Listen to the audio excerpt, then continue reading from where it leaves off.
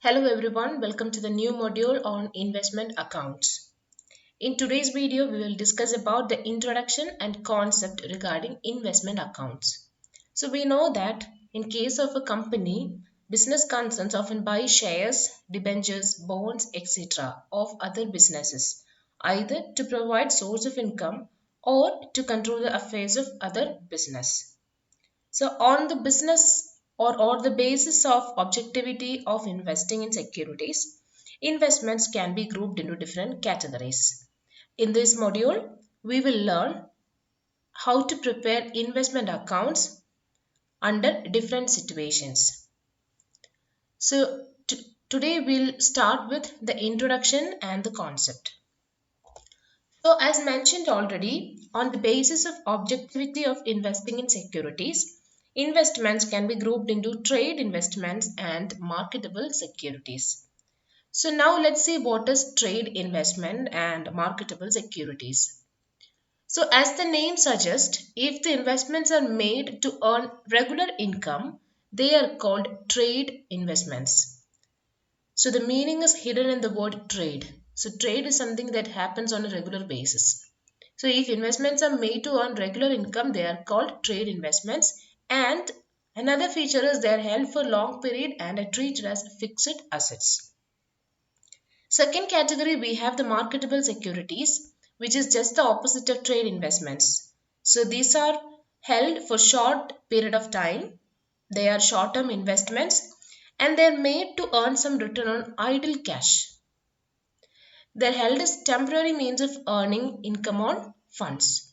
So these marketable securities can be again classified into two categories, fixed income bearing securities and variable income bearing securities.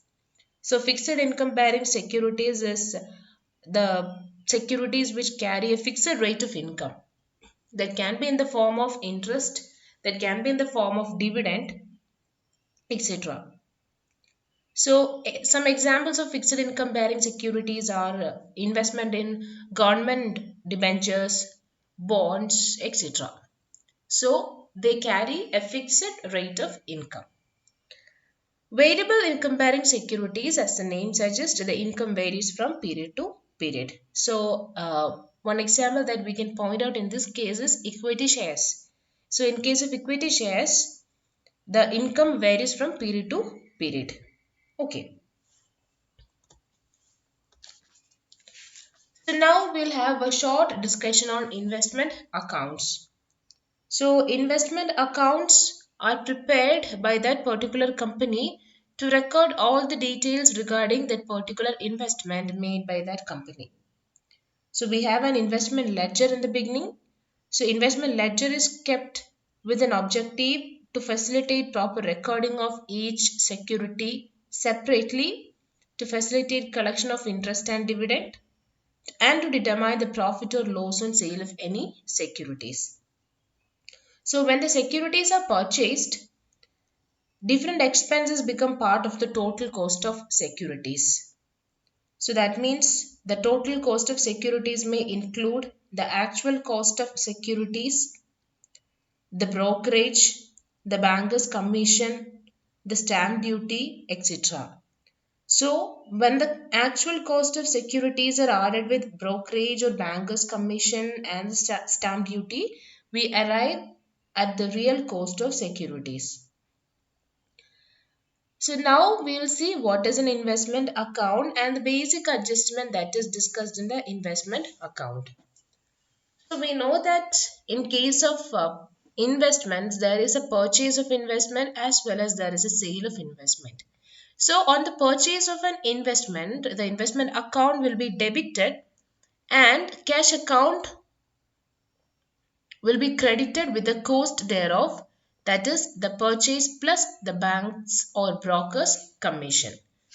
So the investment account will be debited and the cash account will be credited at the time of purchase. At the time of sale of investment, the opposite entry will happen. That means the cash account will be debited and investment account will be credited with the net proceeds realized. Okay. So now we'll have a look at the investment ledger. an example of the investment ledger or investment account.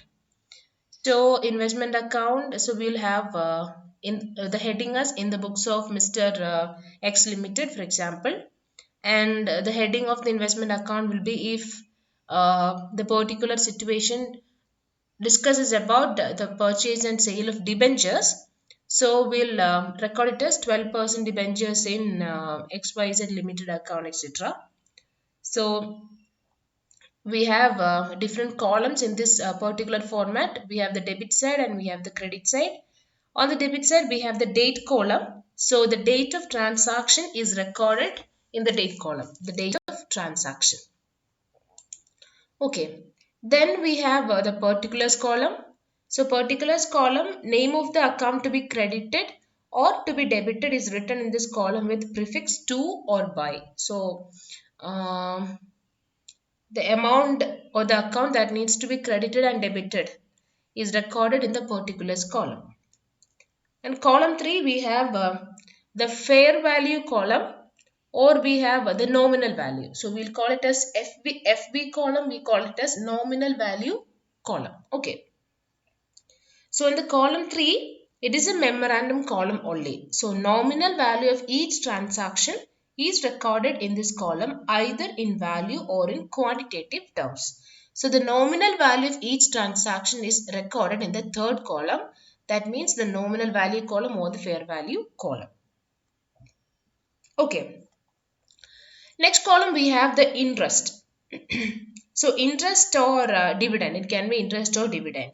So it is a double entry income column to record interest or dividend from investment. Okay, simple. And we have the last column, which is cost, or it can be called as principal. Okay, cost or principal.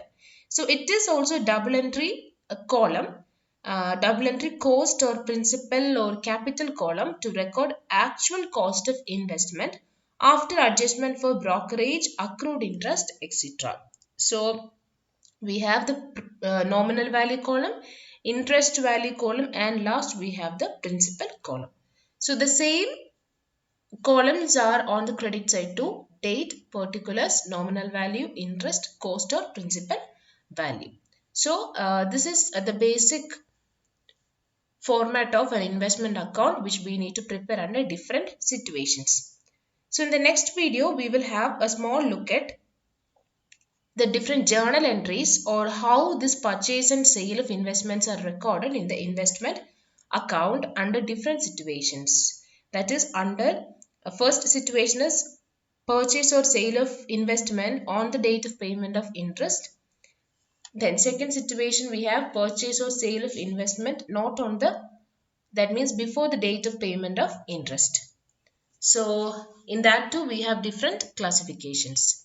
So I hope you have understood the basic concept behind investment account, the introduction and the concept. Thank you.